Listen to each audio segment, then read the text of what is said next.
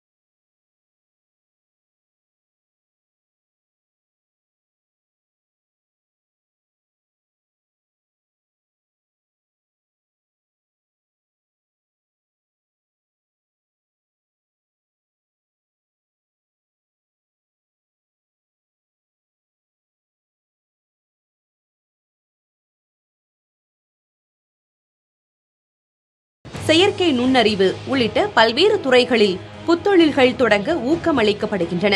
இவங்க மக்களுக்கு எப்பவும் தேவைப்படுற லாண்டரி பிசினஸ் செஞ்சு மாதம் 3 லட்சம் ரூபாய் லாபம் எடுக்கிறாங்க. நீங்களும் கத்துக்கணுமா? ஃப்ரீடம் ஆப்பை உடனே டவுன்லோட் பண்ணுங்க. சமீபமாக மின்பொருள், விவசாயம், உணவு மற்றும் சுகாதார துறைகளில் அதிகளவில் புத்தொழில்கள் தொடங்கப்படுகின்றன.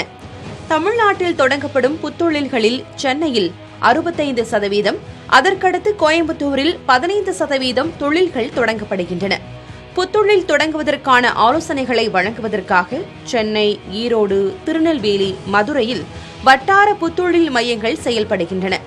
ஓசூர், திருப்பூர் போன்ற தொழில் வளர்ச்சி அதிகமுள்ள பிற பகுதிகளிலும் அதிக அளவில் புத்தொழில் நிறுவனங்களை தொடங்க ஊக்கமளிக்கவும் திட்டங்கள் தீட்டப்பட்டுள்ளன. இவங்க மக்களுக்கு எப்பவும் தேவைப்படுற லாண்டரி பிசினஸ் செஞ்சு மாதம் 3 லட்சம் ரூபாய் லாபம் எடுக்கிறாங்க. நீங்களும் கத்துக்கணுமா? ஃப்ரீடம் ஆப்பை உடனே டவுன்லோட் பண்ணுங்க.